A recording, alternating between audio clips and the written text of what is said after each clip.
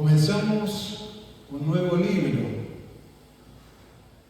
Comenzamos con el libro de Colosenses, luego de haber estado tanto tiempo con el libro de Nehemías, pero debemos entender que el Señor nos preparó con Nehemías por causa de lo que viene, ¿no? Por causa de este libro de Colosenses, que es un libro que va a traer cambios a nuestra vida, va a tener cambios en nuestra manera de pensar, en nuestra manera de ver las cosas, aún en nuestra economía, porque Dios quiere bendecirnos de una manera sin igual.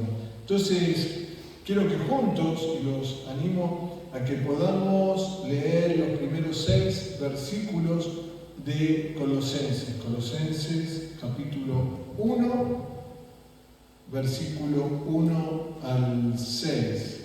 El libro de Colosenses está después del libro de Filipenses y antes de Primera de Tesalonicenses. ¿Lo han encontrado? Si no, está también aquí en pantalla para que podamos declararlo juntos. ¿Sí? Colosenses 1. Pero oremos, Señor, pedimos tu guía, tu bendición, que sea el poder de tu Espíritu hablándonos, ministrándonos, transformándonos, Señor, porque tú tienes palabras de vida eterna, Señor. Y hoy, delante de tu presencia, reconocemos que necesitamos de tu palabra, necesitamos que nos ministre, que nos transforme, Señor, porque queremos ser obedientes a tu palabra y vivir conforme a lo que tú ya has preparado para cada uno de nosotros. Gracias te damos en el nombre de Jesús. Y vamos entonces a leer juntos estos primeros 6 versículos de Colosenses. Dice así la palabra del Señor. Pablo, apóstol de Jesucristo, por la voluntad de Dios, y el hermano Timoteo, a los santos y fieles hermanos en Cristo que están en Colosas, gracia y paz sean a vosotros de Dios nuestro Padre y del Señor Jesucristo. Siempre orando por vosotros, damos gracias a Dios, Padre de nuestro Señor Jesucristo, habiendo oído de vuestra fe en Cristo Jesús y del amor que tenéis a todos los santos, a causa de la esperanza que os está guardada en los cielos, de la cual ya habéis oído por la palabra verdadera del Evangelio, que ha llegado hasta vosotros, así como a todo el mundo, y lleva fruto y crece también en vosotros, desde el día que oísteis y conocisteis la gracia de Dios en verdad. Sigamos esta parte del Evangelio donde no debemos olvidarnos todo lo que hemos aprendido con el libro de Nehemías, porque Nehemías fue un líder con visión restauradora. Él pudo ver más allá de lo que se veía en ese tiempo, ¿no? Podemos decir que es como los hijos de Isaacar, entendido en los tiempos, y el Señor nos anima a que nosotros también podamos ser entendidos en los tiempos. ¿Por qué? Porque Nehemías pudo ver lo que no se veía. Faltaba mucho para la llegada de Jesús, pero él lo pudo ver. Y en ese tiempo, ¿no?, que era la dispensación de la ley, encontramos dos grandes momentos, dos grandes tiempos. Por un lado la ley y por otro lado la gracia. Pero claro, los que viven hoy en día, aún bajo la ley, es muy difícil que puedan ver lo que implica la gracia, lo que implica la obra redentora de Cristo, lo que el Señor ya hizo por cada uno de nosotros. Por eso, cuando se leyó en el tiempo de Nehemías la ley, la gente comenzó a llorar, porque la ley viene a traer condenación, la ley viene a traer juicio. Pero ¿qué fue lo que le dijo Nehemías? Por causa de esta visión, ¿qué le dijo? No lloren, Es tiempo de comer grosuras y es tiempo de beber vino dulce. ¿Por qué? Porque estaba hablando conforme a lo que es nuevo de parte de Dios. Y hay un versículo en el Evangelio de Mateo, en el capítulo 16, la segunda parte del versículo 18 dice: y sobre esta roca, está hablando de Cristo, edificaré mi iglesia. ¿Y qué es lo que dice? Y las puertas del Hades no prevalecerán contra ella. O sea que el Hades, que es el lugar donde aquellos que han partido, que han muerto sin Cristo, es el destino previo, ¿no?, a ese lugar de tormento que conocemos como infierno. En ese lugar están ahí reposando. Pero ¿qué es lo que dice? Que el Hades no prevalecerá contra la iglesia, contra nosotros. ¿Por qué? Porque ya no hay muerte para los hijos de Dios.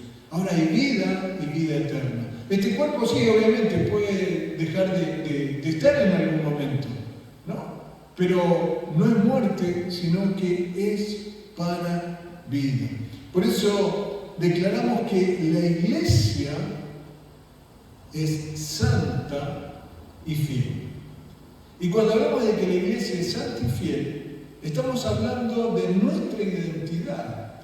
A veces, ¿no?, cuando uno llega a un lugar que no conoce y piden que uno se presente, ¿no? Y uno se presenta y dice su nombre, quizás la profesión.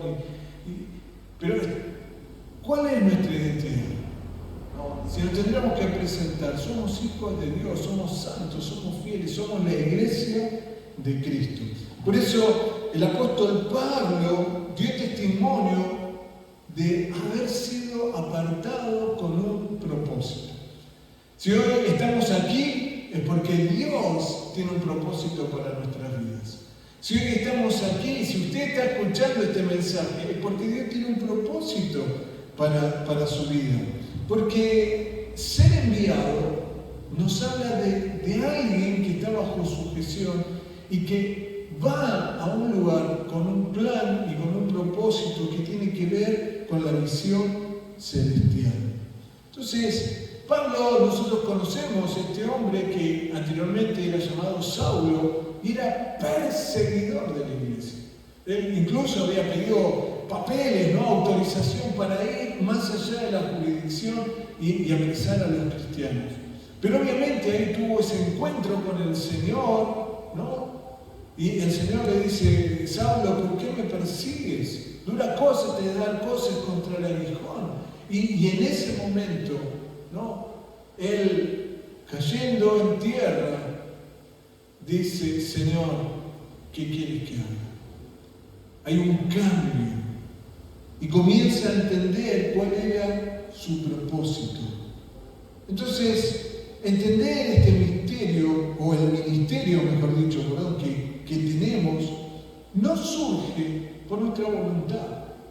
No es que, bueno, hoy a partir de hoy voy a ser cristiano porque, no, tiene que ver con un llamado. Dios nos llamó, Él nos apartó. Entonces, fíjense que Pablo, apóstol de Jesucristo, por la voluntad de Dios. Sí, estamos acá es porque es su voluntad. Por eso, en Gálatas, en el capítulo 1, versículo 15, dice: pero cuando agradó a Dios, ¿cuándo agradó? En un momento determinado. El otro día, una hermana que no estaba en el camino del Señor, pero llegó el momento, le agradó a Dios, ¿no? Y sin pensarlo terminó bautizándose. Y si Dios quiere, vamos a tener aquí en la congregación, ¿verdad? ¿Por qué? Porque le agradó a Dios. Y en ese momento respondió a ese llamado. Dice ahí en Gálatas: que me apartó desde el vientre de mi madre. Entonces no es una decisión nuestra. El Señor nos llama, a veces tardamos nosotros en responder a ese llamado. Y me llamó por su gracia, revelar a su Hijo en mí, para que yo le predicase entre los gentiles. Esto es lo que dice el apóstol Pablo. Y Dios nos está llamando a nosotros para que también prediquemos el Evangelio. Pero no por una decisión nuestra, sino porque Dios lo pensó aún antes de estar en el vientre de nuestra madre. Entonces, tenemos que tener clara cuál es nuestra identidad. No es que venimos a la iglesia porque, bueno, tengo que venir, tengo que portarme bien. No, sino porque es parte de este llamado y es parte de la unidad en la que cada uno de nosotros vivimos. Cuando hablamos de la unidad de Cristo y la iglesia, cuando hablamos de la unidad de los hermanos, ¿no? Por eso es bueno que nos congregamos, no dejando de congregarnos. Debemos mantener esa unidad con el cuerpo de Cristo, porque es ahí donde se manifiesta. No, acá Pablo menciona a Timoteo, un varón de Dios que lo acompañó, que estuvo junto con él, a quien luego Pablo lo iba a enviar a la iglesia de Éfeso, pero un varón que estuvo sirviendo. Por eso nosotros tenemos que tener clara nuestra identidad en Cristo. Entonces, es necesario que entendamos estas escrituras para saber cómo somos. A veces pensamos, ¿cómo soy?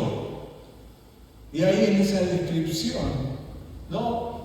Podemos decir tantas cosas. Y bueno, no soy muy bueno, soy esto, no sé, tantas cosas podríamos decir.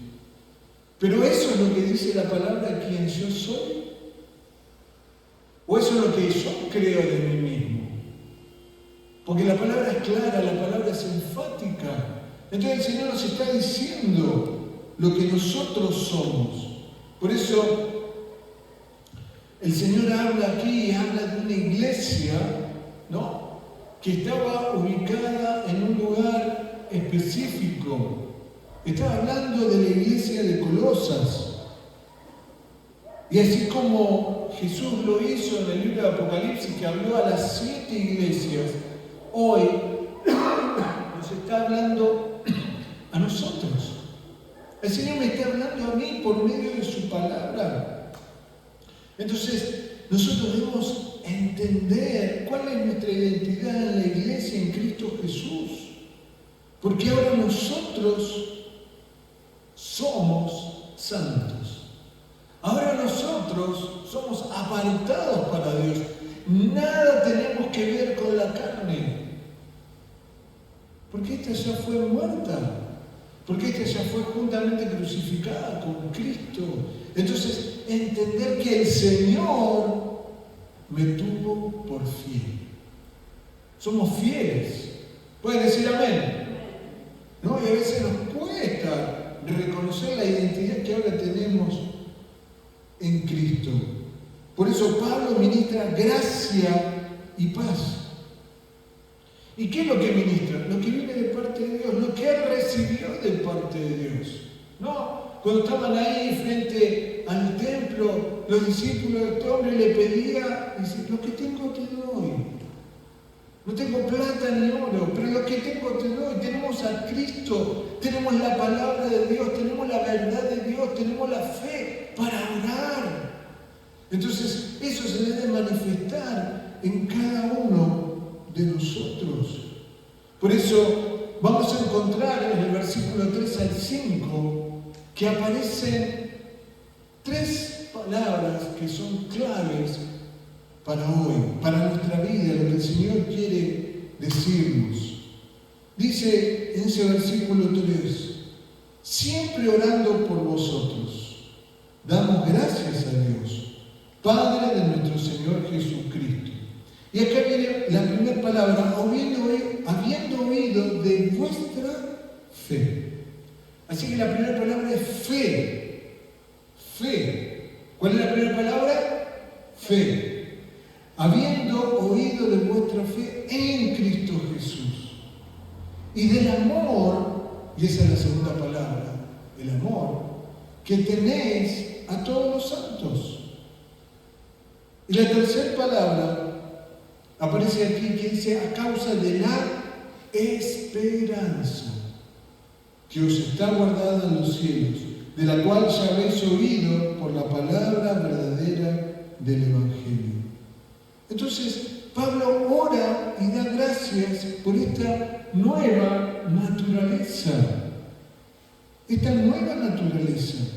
Y da testimonio de lo que nosotros somos. La iglesia es santa, la iglesia es fiel. Entonces, ¿qué tenemos que ver con las cosas del mundo? ¿Qué tenemos que ver con las cosas de la carne? ¿No? ¿Qué es lo que está presente en los salmos, en su manera de vivir y conducirse en este mundo? ¿Qué es lo que está? Tres cosas: fe, amor y esperanza. Entonces, debemos entender en el libro de Hechos, en el capítulo 17, el Señor dice que Él ya sembró la fe en todo el mundo, en todas las personas. O sea que la fe está en cada uno de nosotros. Entonces, debemos entender que la fe no es fruto de un pensamiento, la fe no tiene que ver con algo que si creo, si no creo, si lo tomo, lo entiendo, no lo entiendo. No. La fe es de Jesús. Por eso, cuando leemos en el libro de Hebreos, en el capítulo 12, dice: por tanto nosotros también, teniendo en derredor nuestra tan grande nube de testigos, despojémonos de todo peso y del pecado que nos asedia y corramos con paciencia la carrera que tenemos por delante. Estamos para correr con paciencia. Con paciencia. Pero debemos andar en el proceso que Dios quiere que andemos. Pero fíjense que dice: puesto los ojos en ¿quién? En Jesús. ¿Qué significa eso? No te distraigas. Puesto los ojos en Él, en Jesús. No pongas los ojos en aquellas cosas que te distraen. Puesto los ojos en Jesús, el autor y consumador de la fe. O sea que Él, la fe es Jesús, la fe es de Jesús. Entonces, esa fe, Él ya la puso en cada uno de nosotros. ¿Para qué? Para que obedezcamos a la fe de Cristo. Porque sin fe es imposible agradar a Dios. Entonces a veces escuchamos: ¡ay, pero si tuviera fe! ¿No? Pero yo no tengo tanta fe. Mentira. Ya recibimos, el mismo Jesús nos dio fe. Y la fe es de Él. Entonces la fe, dice ahí en Hebreos 11, después la fe es la certeza de lo que se espera. ¿Qué estás esperando? Certeza. Y convicción. Estoy convencido de que esto es así. No lo veo, pero es así. Entonces, hermanos, creámosle al Señor. Y pidamos conforme a su plan y propósito. Porque Él oye nuestra oración. Y Dios nos bendice. Y Dios nos bendice. Y Dios nos quiere dar. Estamos llegando a fin de año. Y nuestra Rey Manuel que dice: tú coronas el año con tus bienes. ¿Y cómo son los bienes del Señor? ¿Serán escasos? ¿Serán poquitos? No, Él nos quiere dar el bien de Dios a todos nosotros. No solamente en lo material. Dios quiere bendecir. Dios quiere que seas próspero, que haya abundancia, que haya solvencia en tu vida. Pero no solo eso. No solo eso. Dios quiere que seamos prósperos, pero Dios quiere que andemos en el bien de Dios. Todo lo bueno de Dios. En nuestra alma, en nuestra manera de sentirnos, en nuestras emociones, ¿no? Que a veces fluctúan. El Señor quiere darnos su bien. Entonces la fe es una realidad en nuestras vidas. El amor Y aquí hay una pregunta: ¿de qué manera se revela el amor de Dios en los que son de la fe de Jesús? ¿No? Y ustedes lo tienen aquí en pantalla. ¿Cuál es la respuesta a esto? Que aman la casa. No puedo decir que amo a Jesús si no amo la casa. Yo soy cristiano, pero no me congrego. Yo soy cristiano, pero no bendigo la casa. No. Ese amor que no tiene nada que ver con el amor fileo, es el amor ágape, el amor de Dios que ahora está en nosotros. Es ese amor el que nos hace amar la casa, ¿no? Y ese amor, ¿de qué lo recibimos? De Cristo. Cuando leemos ahí en 1 Corintios 13, ¿no? El amor que todo lo cree, que no se envanece, que no busca lo suyo, que no es jactancioso. Ese amor es el que Dios ya puso en cada uno de nosotros. Por eso 3 palabras importantes. ¿Cuál es la primera? La fe. Muy bien. ¿Cuál es la segunda? El amor. Y la tercera es la esperanza. ¿Qué mueve a la fe y al amor a la casa? La esperanza, que es de Dios y que está guardada en los cielos. Tenemos esperanza. ¿Cuál es nuestra esperanza? Cielos nuevos y tierra nueva, que Cristo va a venir a buscarnos. Entonces, tenemos esperanza, hermanos. Esperanza de vida y vida eterna. Por eso hablamos de fe. Una iglesia viva sabe que todo lo que hace es por fe. Lo que hacemos es por fe. Porque si lo que hacemos no es de fe, no es contado por justicia. Es pecado. Pero todo lo que hacemos es por fe. Porque el justo por la fe vivirá. Y ahí es donde podemos por esa fe discernir que no es por voluntad de uno, sino de la voluntad de Dios. ¿Por qué estoy acá? Porque es de fe. Porque obedezco al Señor. Porque la fe es activa. Si yo le pregunto, ¿tienen fe? Todos me van a decir que sí. Ahora, ¿esa fe se está manifestando?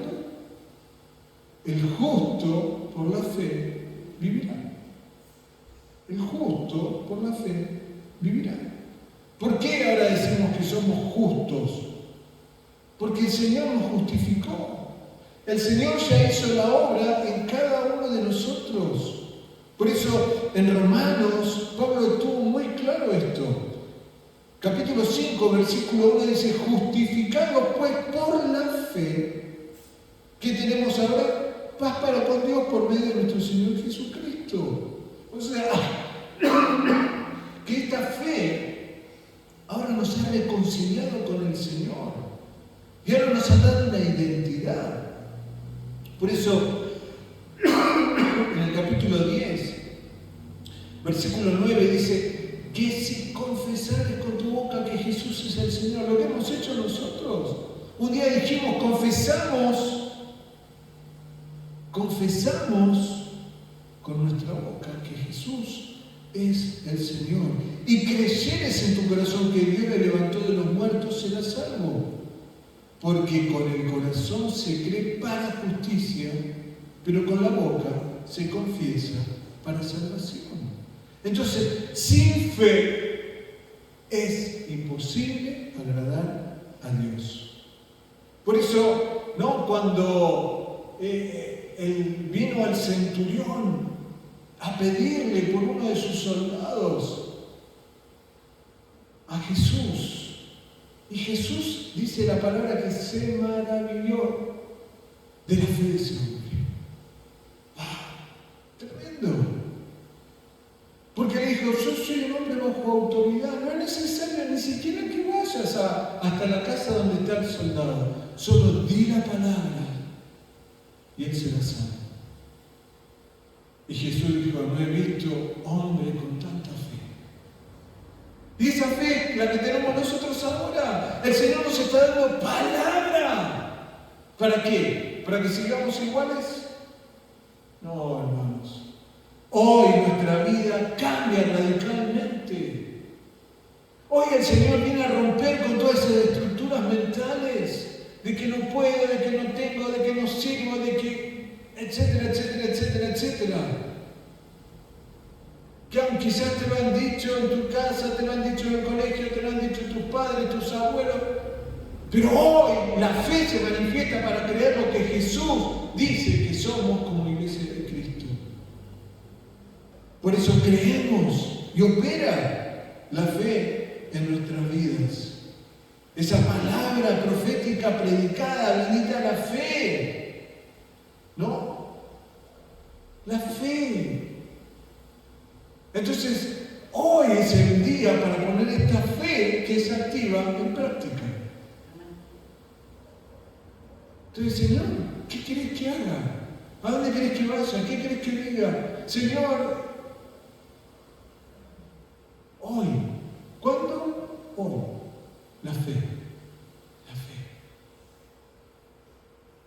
Porque debemos entender, y está ahí en el libro de los Hechos, en el capítulo 10, el versículo 38, que dice: como Dios ungió con el Espíritu Santo y con poder a Jesús de Nazaret, y como éste anduvo haciendo bienes y sanando a todos los oprimidos por el diablo, porque Dios estaba con él. Ahora nosotros somos como Jesús, porque ¿quién está en nuestra vida? Jesús. Y así como dice que lo ungió con el Espíritu Santo, ahora el Espíritu Santo está en nosotros. ¿Y qué fue lo que estuvo haciendo? Haciendo bienes. ¿Qué vamos a hacer? Bienes. ¿Qué vamos a hacer? Orar por los enfermos. ¿Y qué va a pasar? Van a sanar, porque estos que están enfermos, dice la palabra, que estaban oprimidos por el diablo. Porque Dios estaba con él. Dios está con nosotros. Dios nos hizo verdaderamente libres. Entonces recordemos la fe, esta fe que se activa, el amor. Y hablamos del verdadero amor, el amor de Dios, el amor ágape. Entonces debemos examinarnos y discernir que este amor no tiene nada que ver con el amor natural, el amor de padre a hijo, de hijos con los padres. No, ese amor natural erra, ese amor natural se manifiesta, en ese amor natural se manifiesta la justicia propia. Pero el Señor nos habla de su amor.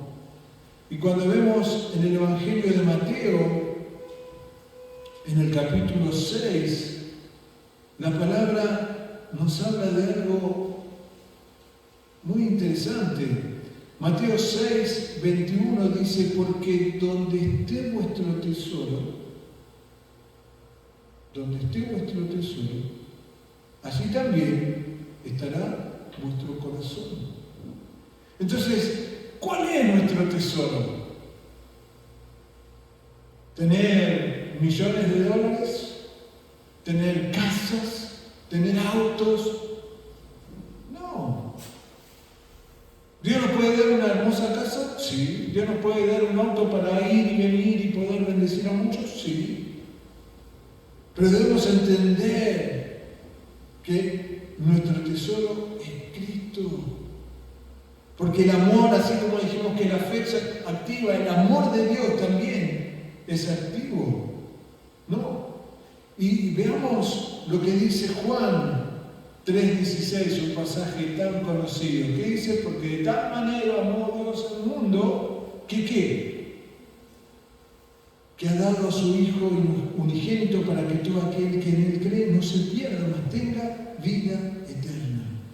Entonces, ahora amamos a Dios, porque Él nos amó primero, dio su vida, dejó de ser Dios para hacerse hombre, siendo hombre se hizo siervo, pero resucitó al tercer día.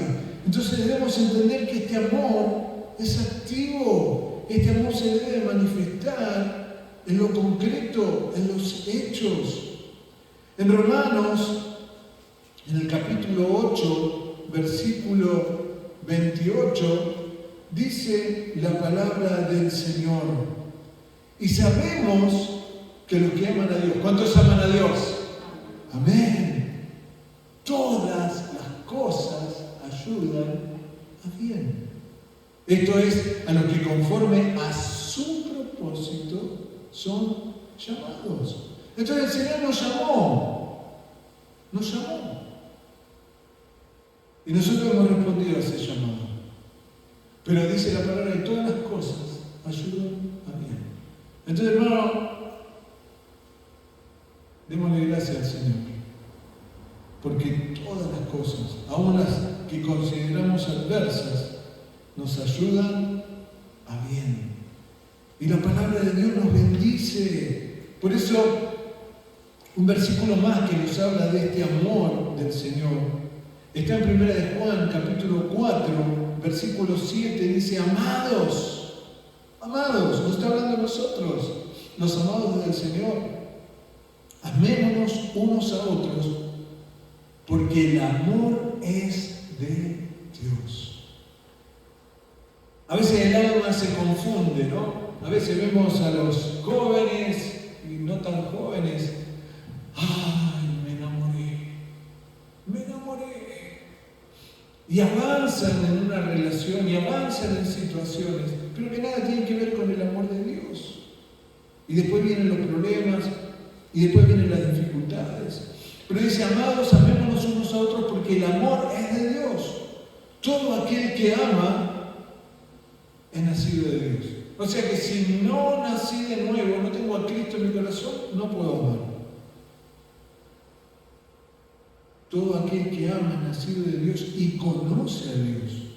El que no ama no ha conocido a Dios, porque Dios es amor. Entonces debemos entender que este amor es activo y se tiene que manifestar en el amor. En este amor, el amor de Dios, dando de la misma manera que Dios se dio por cada uno de nosotros. Entonces, son cosas concretas, prácticas. ¿Cómo está mi fe? Se está manifestando, todo lo que estoy haciendo es de fe, lo creo. Creo que Dios va a hacer milagros. Creo que Dios va a usar mi vida para ver milagros. Nos habla del amor activo. ¿Pero qué amor es? ¿Un amor egoísta? ¿Un amor que piensa solo en uno o está pensando en el otro? Ese amor que da tiempo, da vida, da dinero, da entrega, se entrega de la misma manera que Jesús. Y la tercera palabra que hemos mencionado y que tiene que ver con lo que hemos leído aquí en Colosenses, que dice, nos habla de la esperanza, a causa de la esperanza que os está guardada en los cielos, la esperanza. Y debemos entender lo que Dios nos quiere decir. Bueno, la esperanza. ¿Y qué es la esperanza? Y tenemos dos versículos, y yo creo que los declaremos juntos lo que Dios está diciendo. Ahí en Romanos 15, 13. ¿Se animan a leerlo juntos conmigo? Y declaramos una declaración de fe. ¿Qué dice? Y el Dios de esperanza os llene de todo gozo y paz en el creer, para que abundéis en esperanza por el poder del Espíritu Santo. Hermanos, abundemos en esta esperanza. Y hay un versículo más, 1 de Pedro 1, versículo 3 al 5. ¿Lo leemos? ¿Lo declaramos?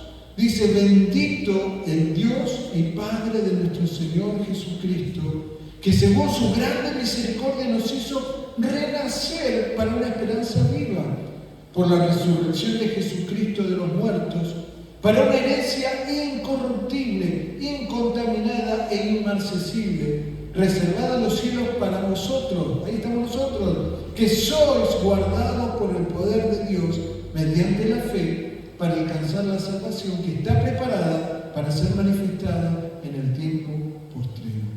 Entonces, ¿qué está presente en la iglesia para tanta revelación?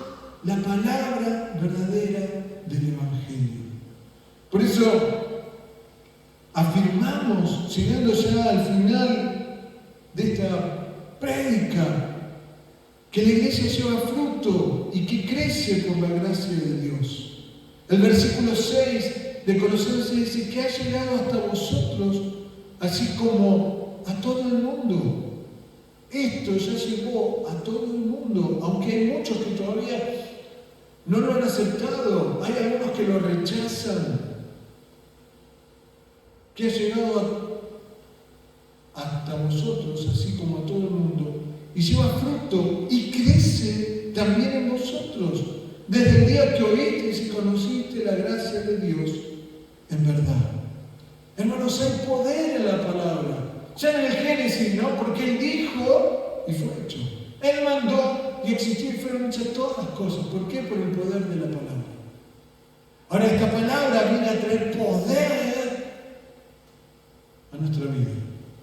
Por eso, hoy nuestra vida cambia.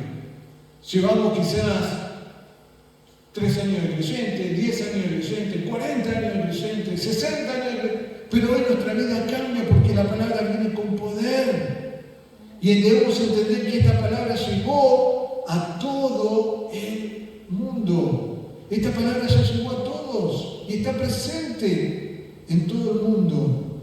Entonces, cuando nosotros declaramos, proclamamos y aún cantamos la palabra, hay poder. Hay poder. Y esta palabra lleva fruto y crece. A veces vemos a los niños, ¿no? Van creciendo.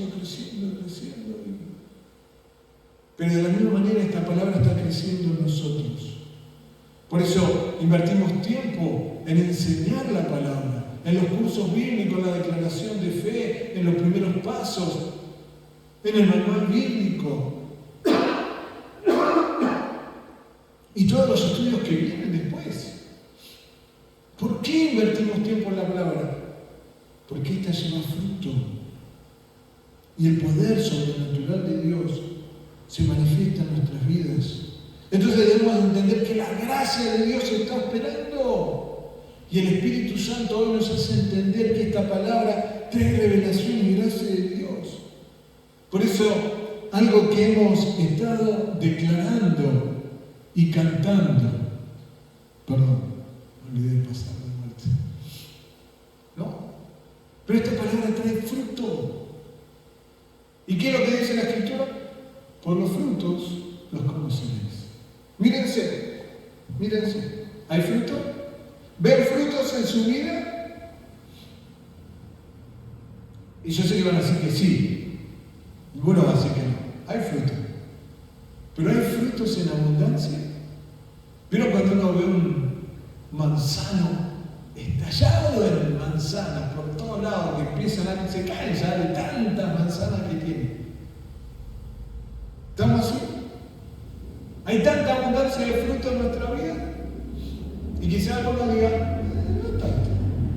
Pero hoy por la palabra comenzamos a declarar y a creer, porque su palabra, por la fe, por la obra de Cristo, ese amor que ahora opera en nosotros, que nos genera esta esperanza de creer todo lo nuevo y bueno que Dios tiene para nosotros.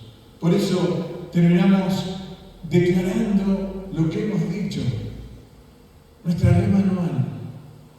Y estamos, hermanos, hoy es 13, 17 días, 18 días para que se termina el 2025. Y no sé cómo fue tu año. Algunos pueden decir, no, fue bueno, fue buenísimo, o no tan bueno, no. Algunos dicen, estoy esperando que empiece el nuevo año para que las cosas cambien. Mentira, no va a cambiar porque cambie el día. Porque en vez de poner 2025, pongas 2026. Lo que va a cambiar es que la palabra opere en tu vida y la vida de Cristo se manifieste en ti. Esto es lo que va a traer cambios. Y por eso estamos declarando que Él corona el año con sus bienes. ¿Y qué más dice? Y tus nubes, porque esto viene de arriba, viene del cielo, destilan grosura. Y la grosura nos habla de la abundancia del bien de Dios. Esto es lo que el Señor tiene para nosotros. Y yo lo quiero, iglesia. Es lo que estamos orando y clamando para que Dios derrame en la iglesia. Él corona el año con sus bienes. Lo dijo el Señor. Y yo le creo a Dios. Y para Él no hay nada imposible. Él es el Dios de los milagros.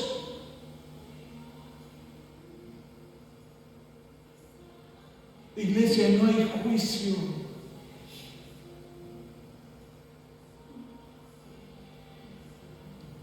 Somos libres, porque ahora somos salvos por la gracia, por la fe. Es obra de Jesús. Él te dio el mejor regalo. Llega la Navidad y muchos piensan en qué regalar. Regalar Cristo. ¿Tenéis fe? Claro que sí. Porque la palabra me dice que Él ya sembró en nuestros corazones la fe. Por eso, no hagas como hizo Saulo, que el Señor le tuvo que decir: una cosa es dar cosas contra el aguijón. Porque el justo por la fe vivirá. Él te ama con amor sin igual. En tu corazón está el amor de Dios. Y hay esperanza, y la esperanza no avergüenza. Y es el tiempo de que se manifiesten en hechos concretos la paz de Dios. Por eso ahora déjate abrazar por el Señor. Ya no pelees con Él. No pelees con el Señor. No dejes que tus pensamientos te aturdan. No dejes que tu alma se abata. Déjate abrazar por Jesús. Él es quien levanta tu cabeza. Él es quien te fortalece. Él es quien te encamina.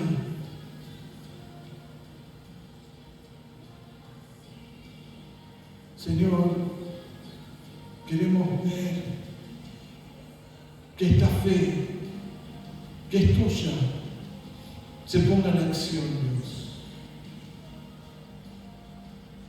¿Por qué te abate su alma mía? Espera en Él. Espera en Él y Él hará, y Él concederá las peticiones de tu corazón, porque serán peticiones conforme al corazón de Dios. ¿Por qué perder tiempo pensando si le damos lugar a la fe? El justo por la fe vivirá. Señor, la justicia de Dios se revela por fe y para fe.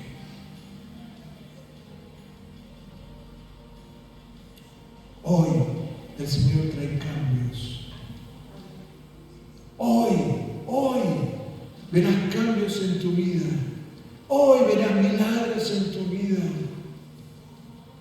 Pero es tiempo de rendirse. Es tiempo